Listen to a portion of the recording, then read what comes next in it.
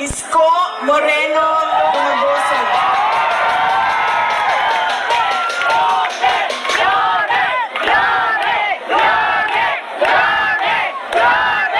Nagpapasalamat po ako sa kanya dahil ipinahiram niya po ang inyong entablado at ang inyong mikropono para po sa mga senador ng Duterte. Maraming salamat.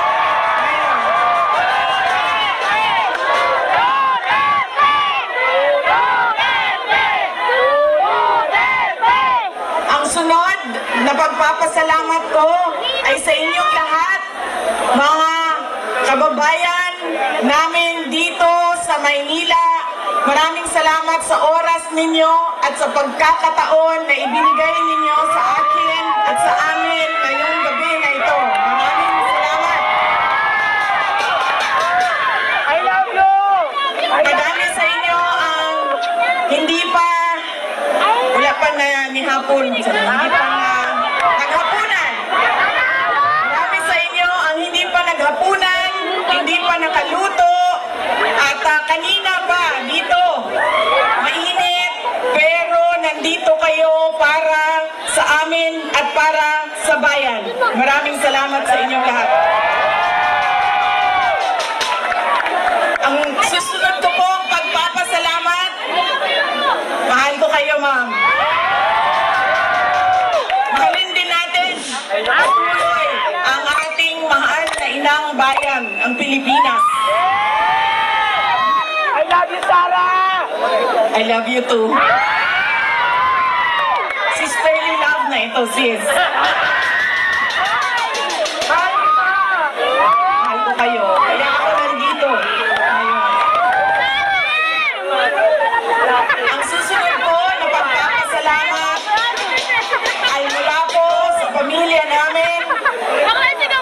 Papasalamat po kami sa pagmamahal at suporta na ipinapakita nyo kay dating Pangulong Rodrigo Duterte.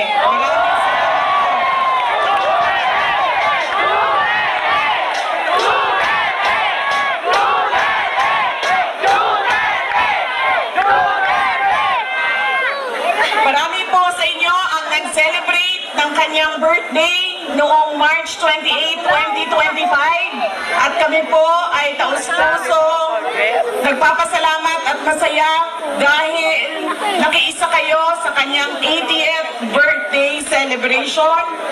Dahil hindi po lahat tayo ay mabibigyan ng pagkakataon na umabot ng 80 years old. Kaya maraming salamat at sinelebrate nyo ang kanyang 80 years. Ang susunod na pagpasalamat ay mula po sa akin. Maraming salamat sa inyong suporta, sa inyong kampanya at sa inyong boto para sa akin noong halalan ng 2022. Maraming salamat sa suporta ninyo. At syempre, ang aking pagpapasalamat pa rin sa patuloy ninyo na pagtitiwala sa akin at sa aking mga kasamahan at sa aming opisina, ang tanggapan ng pangalawang Pangulo ng Pilipinas. Maraming salamat. Ang amin pong pamilya ay merong malaking utang na loob sa inyong lahat, mga kababayan namin, sa inyong sa pagkakataon na inyong ibinibigay sa amin na makapaglingkod sa ating bayan. Dako kayo ang amo ang utang nga kabubuton kaninyong tanan, mga kaigsuonan namo. Sa higayon nga gihatag ninyo kanamo nga makaserbisyo sa ato ang nasod. Daghan kayong salamat.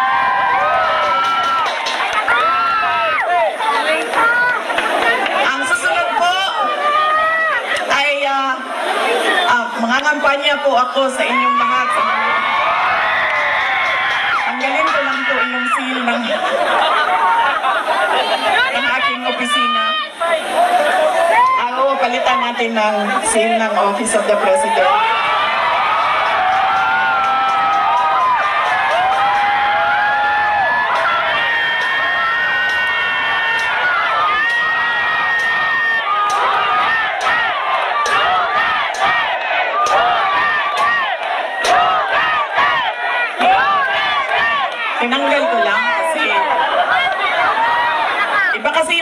mahina, iba din yung pangangampanya. Pero kung sa Pangulo lang, pumili na lang kayo. Si Isko Moreno, si Sara Duterte, wala kaming problema.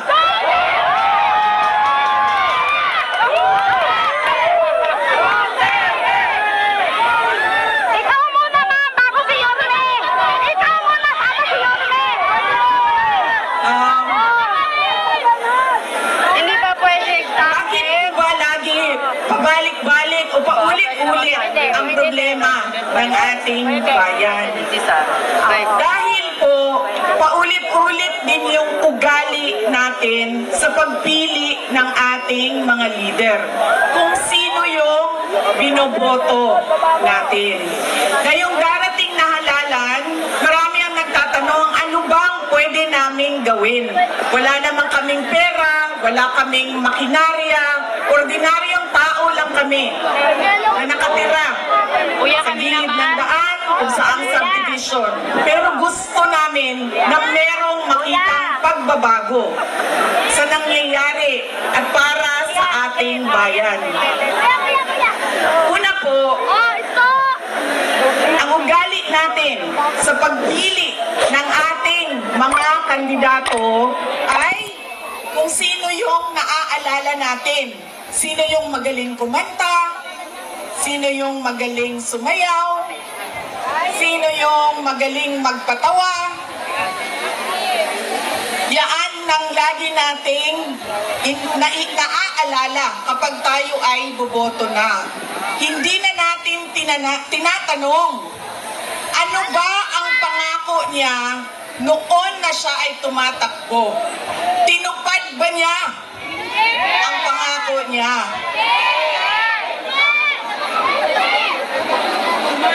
Diba?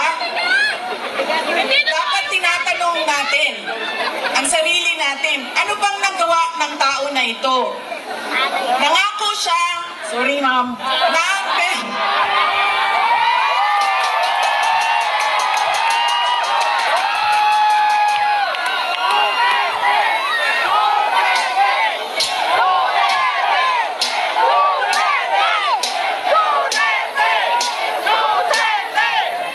alam niyo, paano ko ba sabihin ito? Hindi, ganito.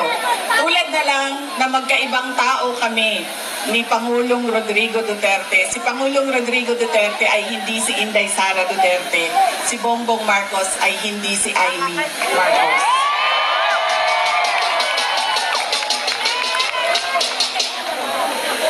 Ito, hindi na ako nang paalam sa'yo. Sasabihin ko na, nga naman, sige maning. Tanggalin na lang natin ito. Okay lang sa'yo? Hindi ka siyang matuwag.